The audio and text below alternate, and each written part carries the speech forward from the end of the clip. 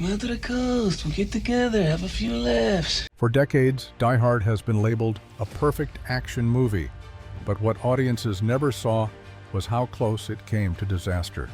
Behind the gunfire and one-liners were panicked executives, injured actors, near-fatal stunts, and risky decisions no studio would dare make today. What looked effortless on screen was absolute chaos behind the scenes. Do you consider Die Hard a Christmas movie? Drop your answer in the comments.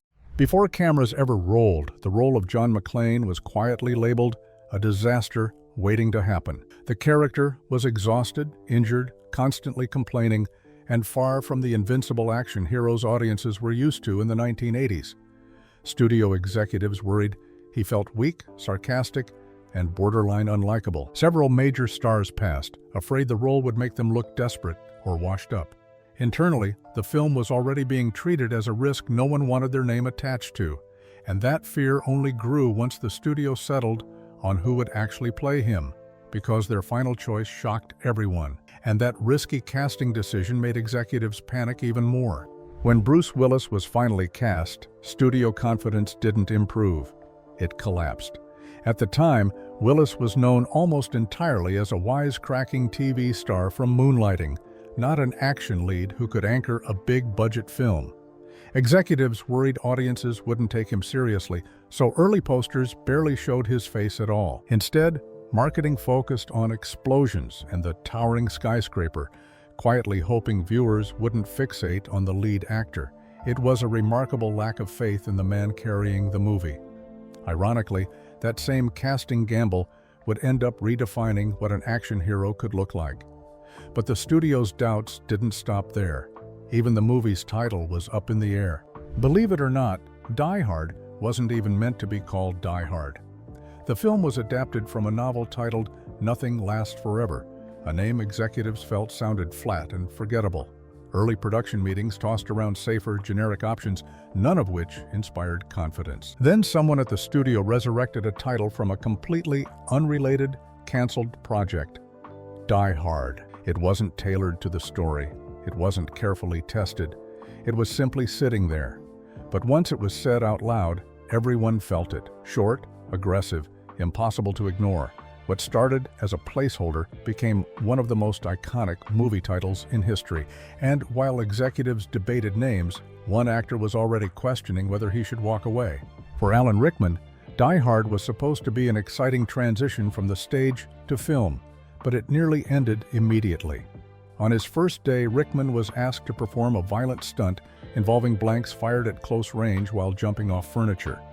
The recoil and awkward landing seriously injured his knee. Shaken and in pain, Rickman briefly considered leaving the production altogether. He wasn't used to the physical punishment of Hollywood action films. Director John McTiernan had to personally convince him to stay, adjusting scenes around the injury.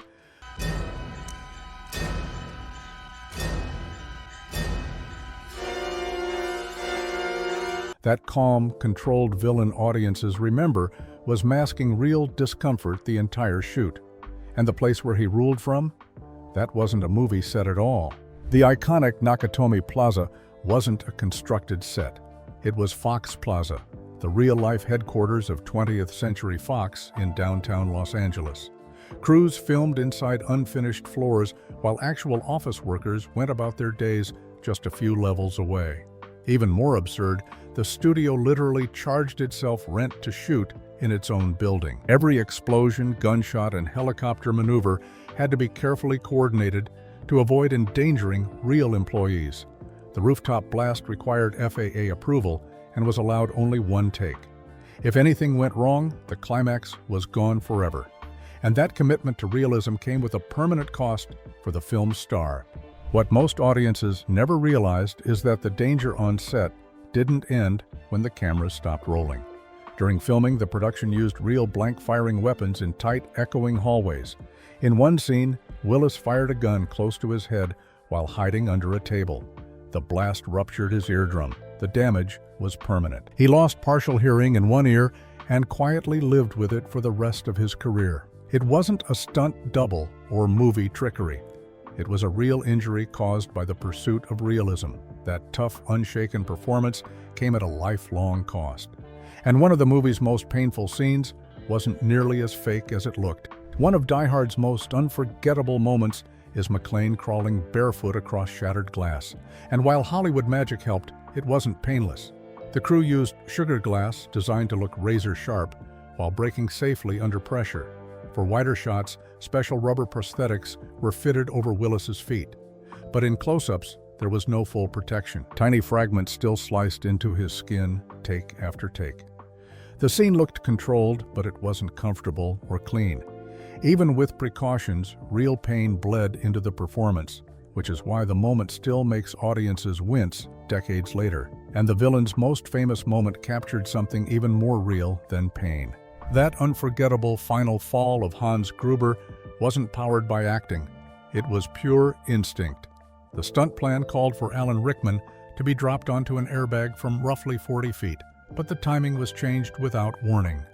He was told he'd be released on the count of 3. Instead, they dropped him on 1. The shock you see on his face is genuine fear, not performance. Rickman later admitted he was furious about the deception, but the moment was impossible to fake. That split second of panic became one of cinema's most iconic villain deaths. And behind the scenes, the chaos wasn't limited to stunts. Even the script was barely holding together. Even as cameras rolled, Die Hard barely had a finished script. Scenes were rewritten constantly, sometimes the night before shooting, sometimes the morning of. Dialogue shifted so often that actors complained motivations changed from day to day. Writers were under pressure to keep raising the stakes, which meant pages arrived late, unfinished, or scribbled at the last minute. In one instance, Bruce Willis was handed revised lines written on napkins while sitting in his trailer. Instead of sinking the film, that instability gave it raw energy. Many of the most quoted lines weren't polished, they were born from chaos. And that chaos didn't stay on the page, it spilled out into the city itself. The explosions in Die Hard weren't quiet, controlled studio effects, they rattled downtown Los Angeles. When the rooftop blast was filmed at Fox Plaza, residents miles away reported windows shaking and called authorities in panic. Even with permits secured, the sheer force of the explosion caught nearby neighborhoods off guard. Fire marshals monitored every flame, and cameras had to be shielded from intense heat. The most dangerous part? The helicopter explosion was approved for only one take under FAA restrictions.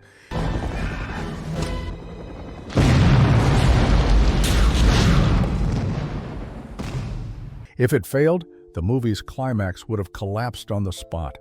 And through all of that chaos, the lead actor was barely staying awake. While Die Hard was pushing him to the limit, Bruce Willis was still filming Moonlighting during the day. His schedule was brutal. TV shoots by daylight, action scenes by night, leaving him with just 3 or 4 hours of sleep on average. The exhaustion wasn't planned, but it became part of McClane's identity. He always looked beaten down, sweaty, and close to collapse because Willis actually was. Director John McTiernan later admitted that the fatigue added realism no acting could replicate. McClane didn't look heroic, he looked human. And sometimes, even real police couldn't tell the movie from reality. Several times during a production, Die Hard collided with real-world panic. The sound of automatic gunfire echoing through downtown Los Angeles caused terrified civilians to call the police, convinced an actual attack was underway. Despite permits, miscommunication led LAPD patrol cars to rush the Fox Plaza location mid-shoot. Officers demanded filming stop until they could confirm everything was controlled. On more than one occasion, Bruce Willis and the crew were forced to pause in the middle of action scenes while real cops inspected the set. Fiction and reality blurred uncomfortably fast, turning a movie shoot into a citywide scare. And one of the film's most dangerous-looking moments wasn't dangerous in the way audiences assumed. One of Die Hard's most nerve-wracking sequences shows McClane dangling inside a seemingly endless elevator shaft. But that vertical drop was pure illusion. The production team built forced perspective sets using plywood walls, carefully placed lights, and miniature models to fake depth. For close-ups, Willis was strapped into a harness just a few feet off the ground. Wide shots relied on detailed miniatures stitched together in editing. In fact, one moment where McClane slips further than expected happened because Willis missed his mark slightly. And the realism was so convincing, it stayed in the film. And while the visuals were fake, one casting choice brought very real heart to the chaos. Sergeant Al Powell could have been a forgettable side character, but casting made him the emotional backbone of Die Hard. Reginald VelJohnson wasn't a big name, but his calm, empathetic delivery instantly stood out. Producers focused on one key audition moment, Powell talking to McClane over the radio. That voice had to feel trustworthy, human, and steady amid chaos. VelJohnson delivered exactly that. His warmth grounded the film, giving audiences someone to breathe with between gunfights. Without Powell, Die Hard might have been relentless noise instead of a story with heart. And then came a creative choice that still fuels arguments decades later. The holiday theme running through Die Hard wasn't accidental. It was a calculated act of rebellion. Producers wanted Christmas imagery and music clashing violently with gunfire to create dark humor and tension. Composer Michael Kamen initially pushed back, unsure about blending cheerful holiday tones with violence. But once the idea stuck, it became part of the film's identity. Bells ringing during shootouts and festive melodies under explosions weren't meant to feel comforting. They were ironic. That contrast mocked the idea of a peaceful holiday and quietly turned the movie into something unforgettable. And while the music sparked debate, one shot nearly ended in real tragedy. One of the film's most intense tracking shots almost ended far worse than anyone realized. During a low-angle sequence following McClane through chaos and debris, the cameraman slipped on a slick patch of fake blood while maneuvering heavy equipment. He lost his footing and slid dangerously close to lighting rigs and sharp set pieces. Crew members lunged forward and grabbed him just in time, preventing a potentially fatal fall.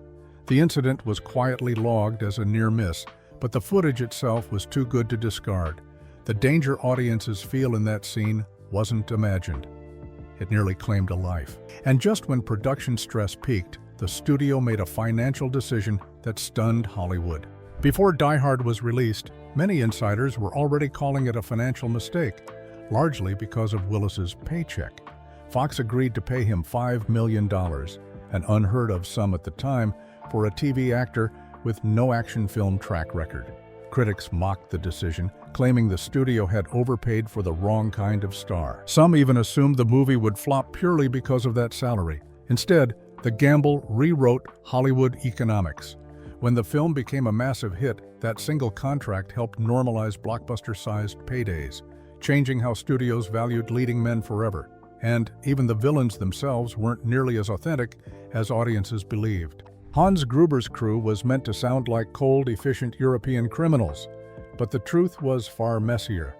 Most of the actors playing the villains weren't actually German, and many of the lines spoken in German were grammatically broken or outright nonsense. Native German speakers later joked that the dialogue sounded like gibberish. Even subtitles had to be adjusted because some lines barely made sense.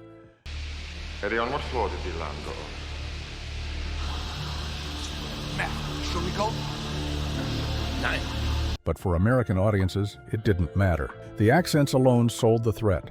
What sounded authentic was really surface-level illusion, proof that confidence and delivery can sometimes matter more than accuracy. And one silent costume choice ended up telling McClane's entire story. John McClane's white undershirt becoming dirtier, bloodier, and more shredded wasn't left to chance. The wardrobe department created over 30 versions of the same shirt, each carefully aged to match a specific moment in the story. Every rip, burn mark, and blood stain was tracked on a detailed continuity chart posted on set. If the wrong shirt appeared in the wrong scene, the illusion would collapse. That shirt quietly told the story of McClane breaking down physically and mentally. Audiences watched a man deteriorate in real time, without a single line of dialogue explaining it. And the studio almost removed the one element that made that suffering relatable. As production wrapped, Fox executives grew nervous about one thing: the jokes. They worried McClane's sarcasm and wisecracks would undercut tension and make the danger feel less serious. Early edits actually trimmed down several humorous moments, pushing the film toward a colder, more traditional action tone. But test audiences reacted fast and loudly. They didn't just tolerate the humor, they loved it. Lines like, "Come out to the coast, we'll get together, have a few laughs," made McClane human. Without the comedy, Die Hard risked becoming forgettable. With it, the film invented the blueprint for the modern everyman action hero. Flawed, scared, and still cracking jokes to survive. And that risky balance is why the movie still sparks debate decades later. Die Hard wasn't just an action movie, it was a perfect storm of risks, accidents, exhaustion, and last-second decisions that somehow worked. Nearly every element that made it iconic almost failed, got cut, or went wrong along the way. That chaos is exactly why it still holds up decades later, and why people keep arguing about it every year. If you enjoyed this video, YouTube thinks you'll love this one. Check it out next.